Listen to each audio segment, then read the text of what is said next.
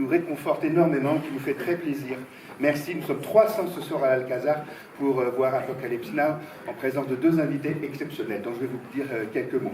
Je m'appelle Harold Manning, j'ai le plaisir de programmer ce ciné-club et quand j'arrive en général avec des idées, je dis à l'équipe, voilà, je voudrais passer tel film coréen, je voudrais passer de la comédie musicale taïwanaise, ça fera pas beaucoup d'entrées mais c'est vraiment bien. Et à chaque fois l'équipe ici, on a une équipe géniale, surtout les jeunes caissiers que vous croisez tous les jours si vous venez ici, et alors c'est toujours avec le sourire, c'est toujours avec une envie de découverte, etc.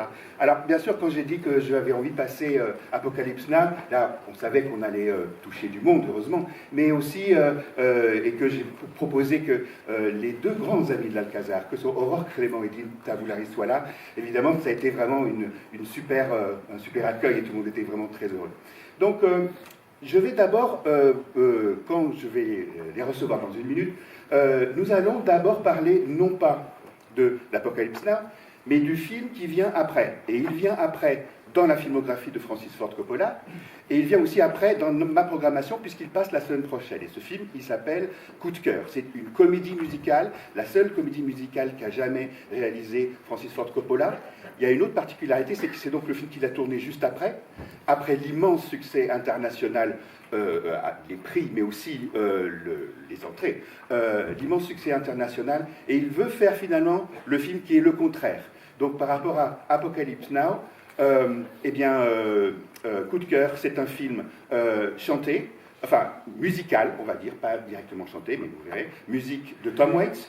C'est un film sur l'amour, c'est un film sur la confiance, c'est un film intimiste, avec cependant une démesure dans les studios, les couleurs, la musique, enfin c'est un film extraordinaire. Mais comme il est beaucoup moins connu, et que aussi le directeur artistique en a été Dean Tavoularis, je vais poser quelques questions à Dean, voilà, pour introduire, et j'espère vous donner envie de venir voir le film qui a été tourné après, comme une sorte de contraire.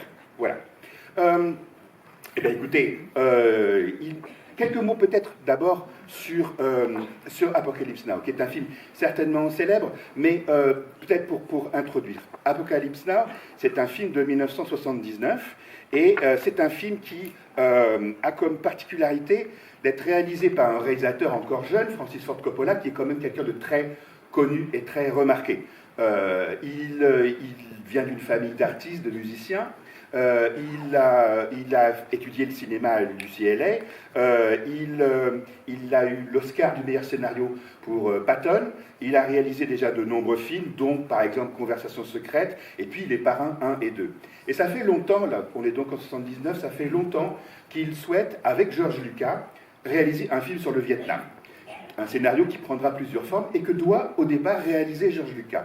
Mais ce qui arrive à George Lucas, c'est La Guerre des Étoiles, Star Wars, et donc ça va prendre un peu de son temps. Et donc c'est finalement Coppola qui va s'y coller. Alors, on connaît le film parce qu'il a reçu la Palme d'Or à Cannes, il a été nominé à 8 Oscars, il a eu un succès phénoménal dans le monde entier. L'American Film Institute le place en numéro 28 sur les 100 meilleurs films américains de l'histoire du cinéma. C'est donc, on va dire, au final un grand succès. Et pourtant, quelle catastrophe, puisque le tournage de ce film, un tournage dantesque, qui est raconté dans des documentaires, dans beaucoup de livres aussi, ce tournage dantesque tourne à la catastrophe, avec des problèmes de météo, avec des problèmes de comédiens, avec des problèmes de tous ordres. Et tout le monde, quelque part, a pété un peu les plombs sur le tournage de ce film, comme le dit Coppola. Il dit c'est pas un film sur le Vietnam, c'est le Vietnam. Et il disait aussi, on était exactement comme les Américains quand ils menaient la guerre au Vietnam. On avait trop d'argent, on était trop loin de chez nous, on était paumés. Et on avait trop de drogue aussi. Donc, c'est un film dans lequel il a misé toute sa fortune et il a hypothéqué toutes ses possessions. Et c'est un film donc qui se passe avec une pression assez extraordinaire. Et comme je disais, des problèmes de budget, des problèmes de météo, etc. Donc sur un scénario de John Milius, c'était George Lucas qui devait le réaliser. Ils avaient quelques années auparavant fondé leur célèbre compagnie, Zoetrope Studios, qui existe toujours et qui continue à produire des films, y compris ceux de Francis. Voilà. Il existe de ce film 3 versions. La version de 79 qui a eu la Palme d'Or, la version Redux qui est sortie en 2001 et qui est la version que je vous présente ce soir pour 2 raisons. La première, c'est parce que c'est la plus complète, c'est celle qui est, etc. Et puis, dans cette version-là, on l'appelle d'ailleurs la version Aurore Clément, il y a Aurore Clément. Donc, puisque la très belle scène, le très beau passage qui s'appelle dans la plantation française, avait été enlevé de la première version, et elle apparaît, je crois, quasiment pas du tout dans la version, la dernière en date, qui s'appelle Final Cut, qui ressort en ce moment par Pathé, également, comment dire, refaite à neuf. Mais moi, je voulais vraiment montrer Redux parce que c'est la première fois que Redux est montré sur un écran LED. C'est la première fois que cette véritable réédition, cette remasterisation en 4K, approuvée par Coppola, est montrée dans une si grande salle en France et peut-être, je ne sais pas, peut-être dans le monde. On demande. Et avant d'accueillir nos invités, je veux remercier les équipes de Pathé qui nous ont confié ce film et coup de cœur dans les toutes meilleures copies et avec un enthousiasme vraiment très communicatif, et je voulais les remercier. Mesdames, Mesdemoiselles, Messieurs, je vous demande s'il vous plaît d'accueillir Mademoiselle Aurore Clément et Monsieur Tim Stamoulakis.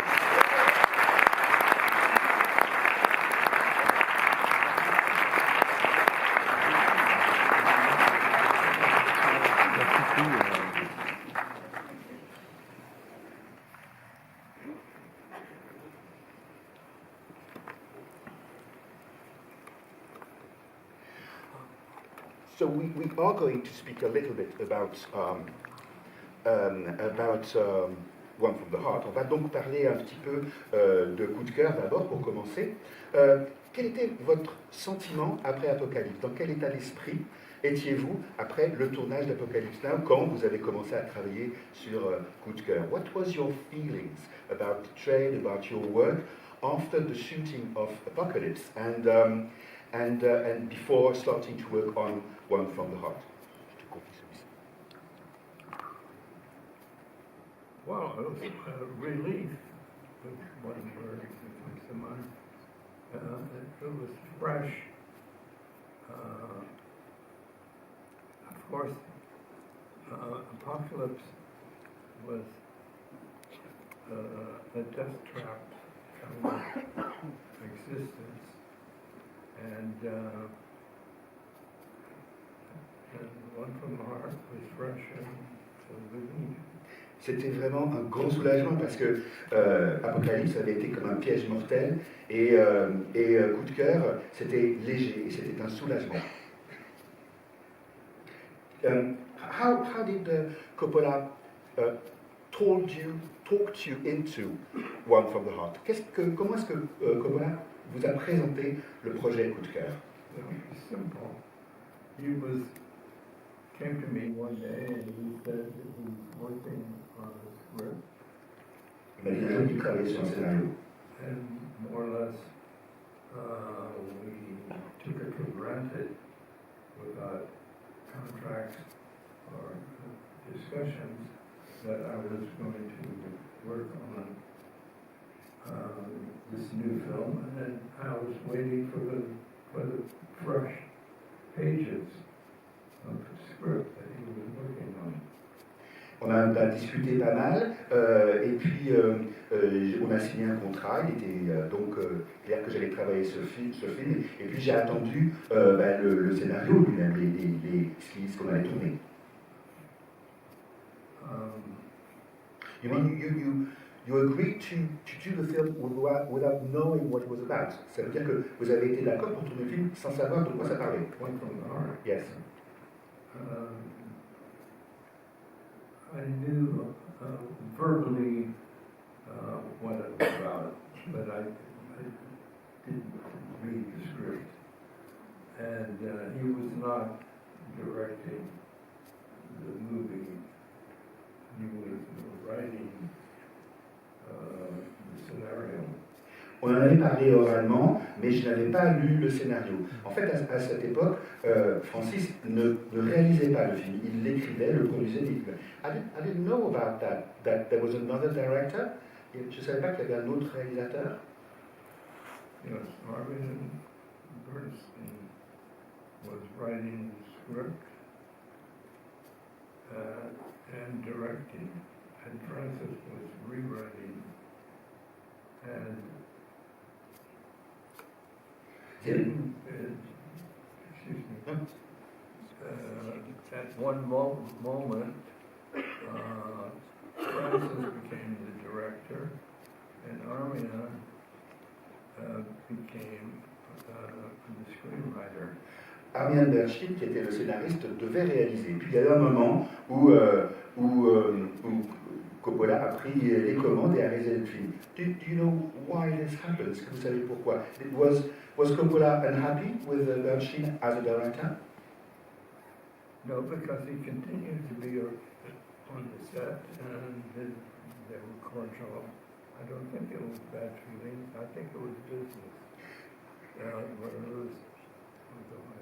Il n'était pas en mauvais terme puisque Bernstein est resté sur le tournage, en tant que scénariste, il était toujours là et leur relation était cordiale.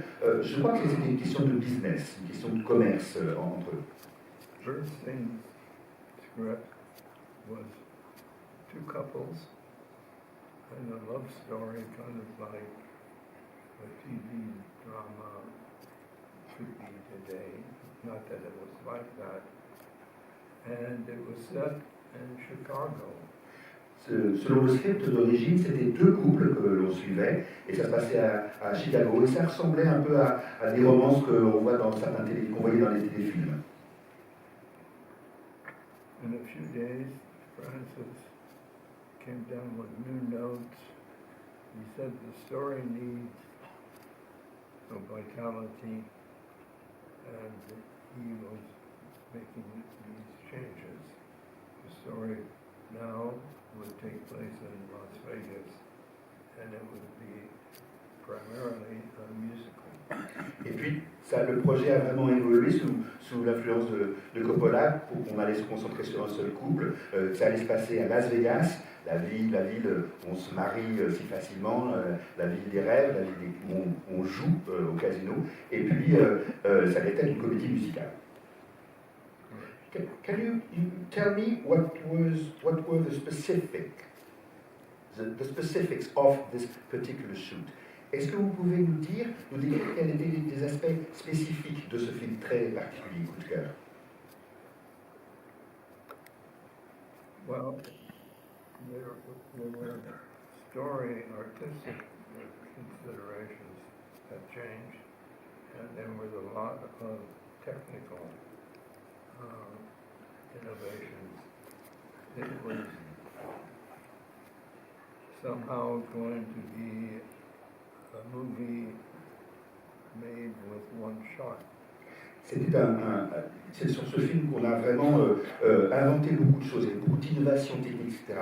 Et en fait, l'idée de Coppola au début, c'était de ne faire le film qu'en un seul plan, continu, comme la corde de Hitchcock, like the rope by Hitchcock. The rope was mentioned. Yeah. Oui, on n'avait pas parlé de la corde. So we attacked the visuals of the film in a similar way. I worked at Disney Studios. That's the way cartoons were put together with storyboards. And on a commencé le film, en fait, selon la façon dont je faisais quand j'étais animateur chez Disney, on commençait par faire un storyboard complet tout le film. The picture was conceived with sketches, the same aperture as the film stock, and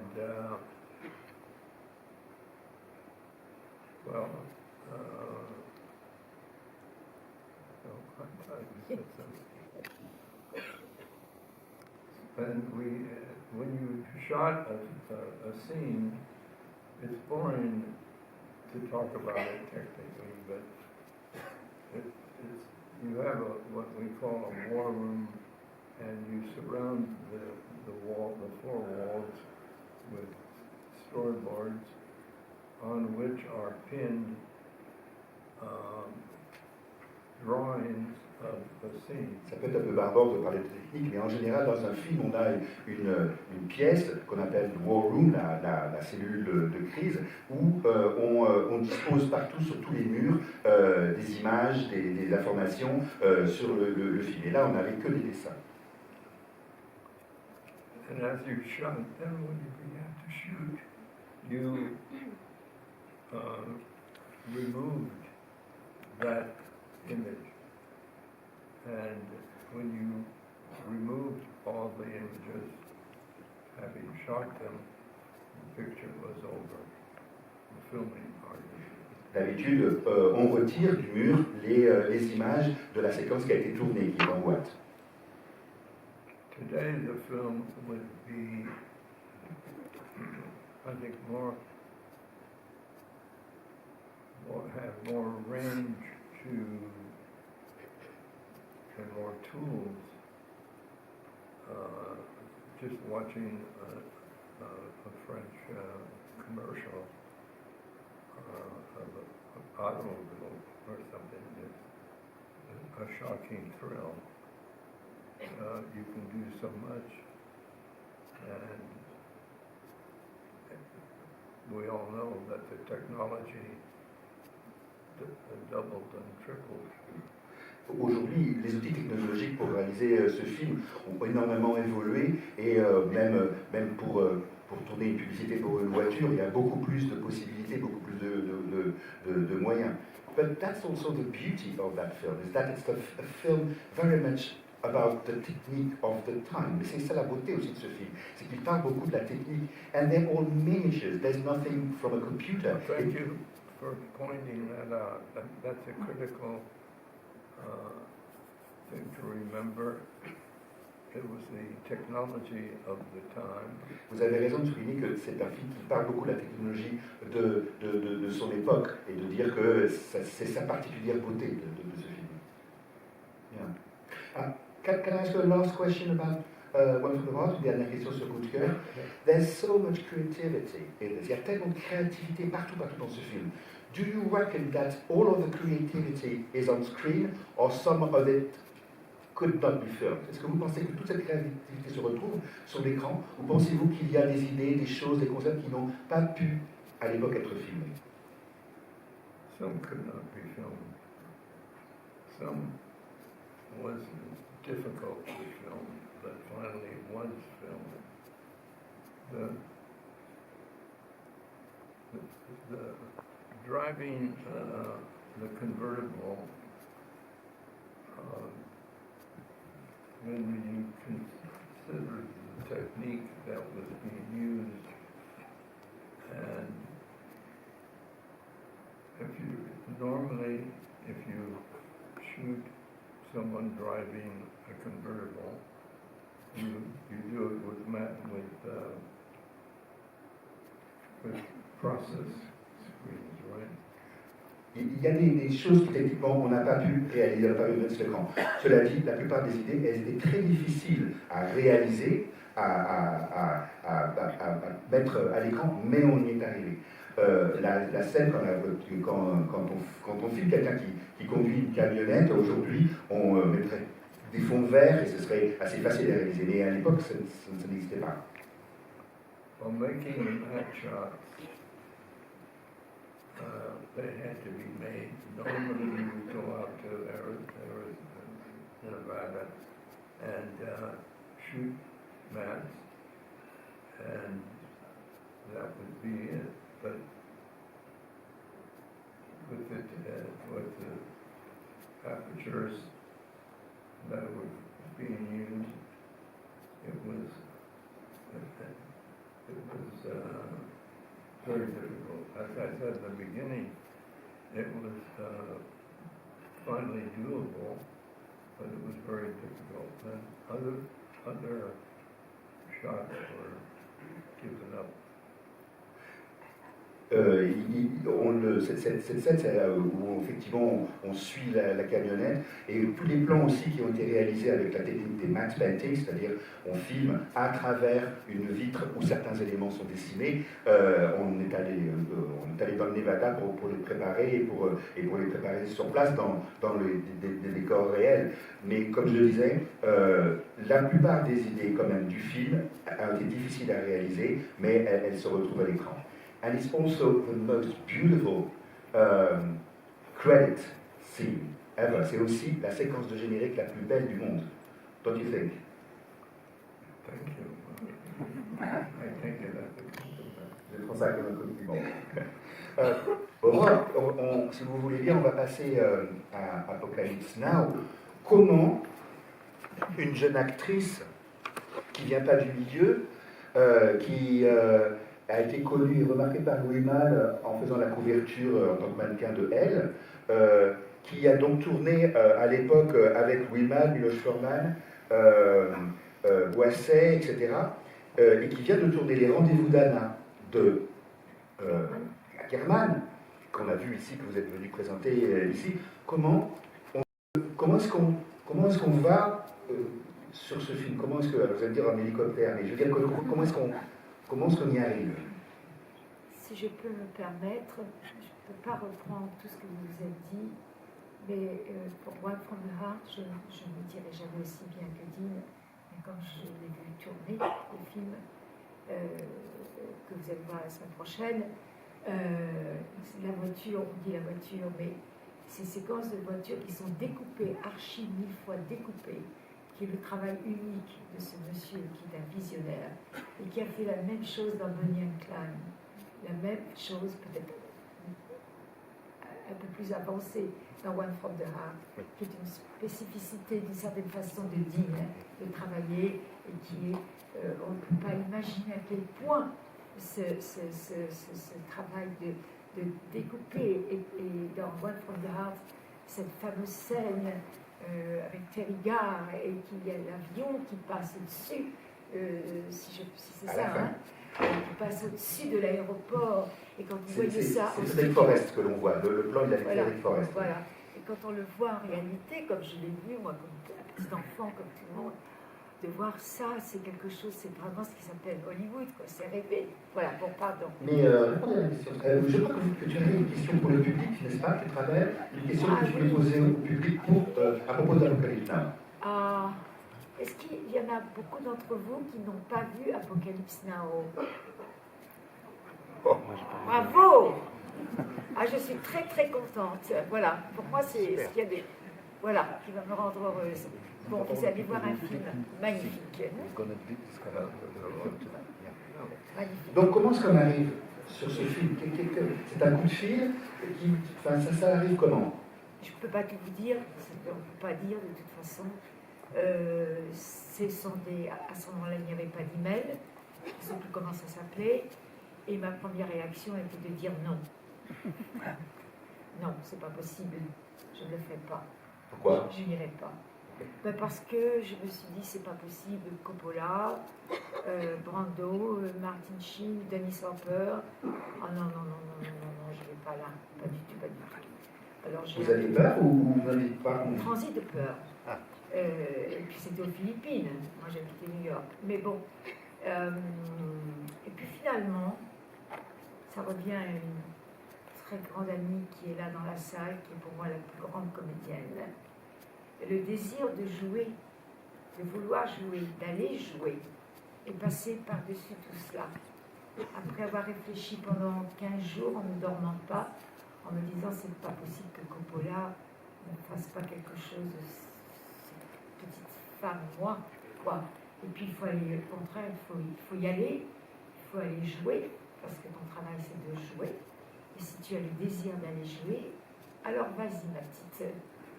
Et voilà, j'y suis allée.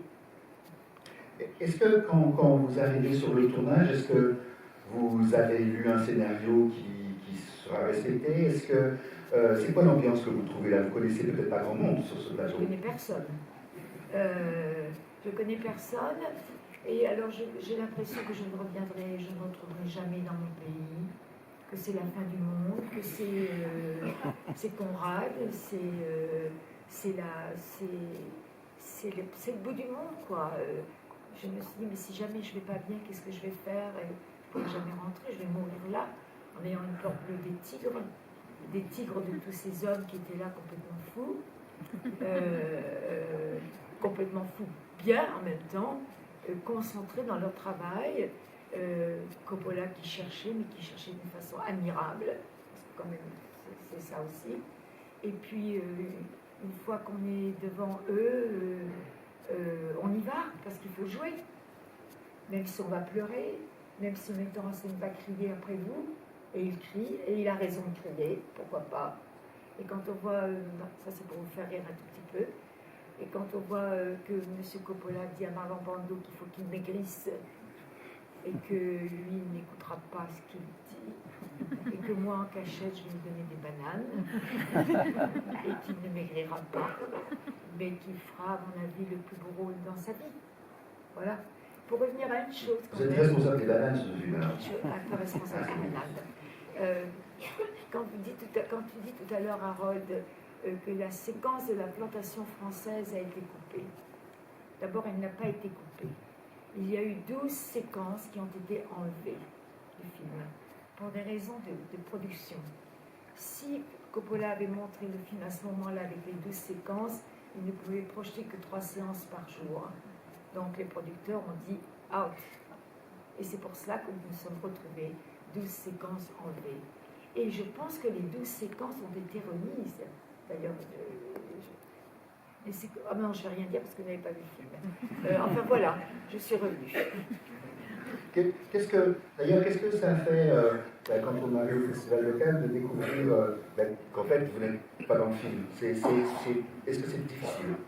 Contrairement à ce que tout le monde veut dire, pour moi ce n'est pas difficile. Mais je pense que pour une comédienne, ça n'est pas si difficile. Ça veut dire que une fois que j'ai eu terminé de jouer dans ce film, et je suis repartie tout de suite travailler en Italie avec des très bons metteurs en scène comme Menuccelli et Io Petri, et pour aller jouer. Donc je l'ai mis de côté, je l'ai bien rangé quelque part en moi. Je me suis dit, je ne ferai jamais cette séquence, c'est comme ça. Une comédienne, elle doit passer ça aussi. Voilà. Est-ce que ça reste plutôt pour vous un mauvais souvenir ou un bon souvenir? Je parle du film, l'expérience du tournage. Parce que je sais que vous ne le revoyez pas, le film. Ce n'est pas non, c'est pas pour ça. Parce que c'est très bien, parce qu'il y en a beaucoup d'entre vous qui ne l'ont pas vu. Je ne peux pas le revoir, ni Dean d'ailleurs. On l'a revu pendant quand même quelques années. Et puis après, nous nous sommes arrêtés de le regarder parce que ça nous fait mal dans le beau sens. C'est tellement fort, c'est tellement troublant, c'est tellement qu'on ne peut pas nous le regarder parce qu'on était dedans. Enfin lui, surtout, qui est resté 2 ans en Philippines sans revenir dans son pays et qui a eu le droit à un typhon. Et c'est le seul qui est resté. Voilà. Et il faut dire que vous vous êtes rencontrés tous les deux sur ce film et que vous êtes depuis mariés. Non, nous ne nous sommes pas rencontrés sur le film. Je trouvais que M. Di Tabulari, c'était très dur. Et il avait raison, parce c'était tellement difficile pour lui et pour tout le monde. Nous nous sommes rencontrés 1 an après, quand ils sont revenus des Philippines avec Coppola à Cannes, où là, je les ai rencontrés. Mais non, je suis partie en étant très heureuse d'être partie de cette folie. Mais vous allez comprendre pourquoi je dis ça. Vous allez voir un film. C'est même pas un film, c'est autre chose. Dean, can you tell us, can you give us an idea of the size of things, the amount of different stages or locations, the size of it technically? Est-ce que vous pouvez nous donner une idée de l'ampleur des décors pour ce film, le nombre de lieux, etc. C'était comment? Sorry. Can you give us an idea of the size and the amplitude of things? The people are astute to filmmaking. They made for their own market a lot of thriller kind of films, and therefore they were very quick to grasp the scope of the production. The difference was that Apocalypse, of course, was a gigantic leap forward in filmmaking for them, but they quickly became adapted to the scope and organized. Yeah. Les équipes là-bas sur place, aux Philippines, étaient tout à fait habituées au tournage, ils produisent beaucoup de films, des thrillers, etc. Mais ce qu'ils n'avaient jamais vu, c'était l'ampleur de ce que l'on faisait là-bas. Et surtout que c'était en termes de réalisation, de production, un grand bond en avant en termes de cinéma. Mais les équipes étaient vraiment solides, tout à fait. How would you say, how many different sets there were? Well, I never counted that, but J'ai jamais compté le nombre de décors qu'on a dû construire et pratiquer. Il y a eu un moment où Dean, je ne vais pas trop dire parce qu'il faut voir le film, il y a eu un moment donné, vous verrez à peu près quand, où Dean a eu 600 ouvriers philippins qui ont travaillé avec lui. 600. Et vous verrez pourquoi 600, à mon humble avis. Mais c'est tout ce que je veux dire. well, there were 600 construction members working on one set. Oui. The temple. C'est pour la scène du temple qu'on a eu effectivement 500 personnes. La scène du temple, et ça raconte rien d'histoire. There was a set. We were on the east side, or the west side, and on the Pacific side, there was another very large set for the water skiing, what do you call it? Because on the Pacific side you had waves, and on the Pacific Ocean side they were small moving fields. On avait à un moment des décors monumentaux qui étaient à la fois sur la côte est et sur la côte ouest, sachant que sur la côte pacifique, on pouvait avoir des vagues, alors que la mer était beaucoup plus calme de l'autre côté. Et donc on travaillait sur des décors monumentaux, mais qui étaient aux deux bouts du pays. I'd like to ask you a last question. Did you see this film as a period piece, where you had to, costumes, drama, something of the past that you have to reconstruct? Or did you see it as a film happening today, rather, would you say? Est-ce que vous avez plutôt vu ce film comme un film en costume, un film d'époque, dont il faut faire quelque part une reconstitution? Ou est-ce que pour vous c'était un film de l'actualité, un film du moment, un film du présent? It was more day-to-day,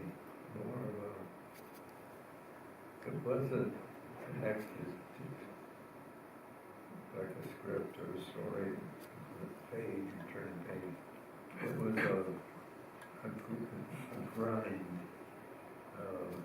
that started in the morning and ended that night, but it continued as a grind.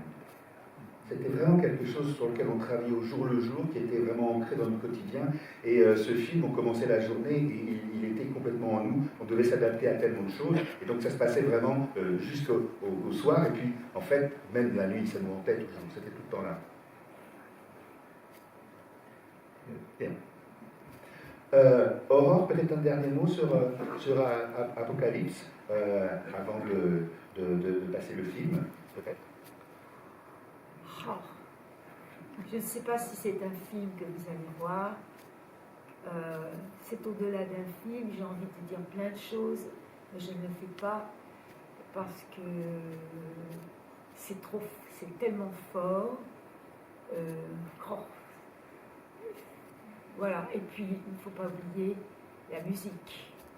Je ne dirai rien d'autre que la musique. J'ai très envie de vous dire, mais croyez-le. Merci Croyez-moi. beaucoup, Aurore. Tu es une amie de l'Alcazar et je sais que prochainement on te reverra avec Wim Wenders pour Paris, Texas et un autre de tes grands rôles. On n'a pas encore la date, mais ça viendra, c'est sûr, ça viendra. Merci Aurore Clément, merci Dean Tavoulari. Merci beaucoup.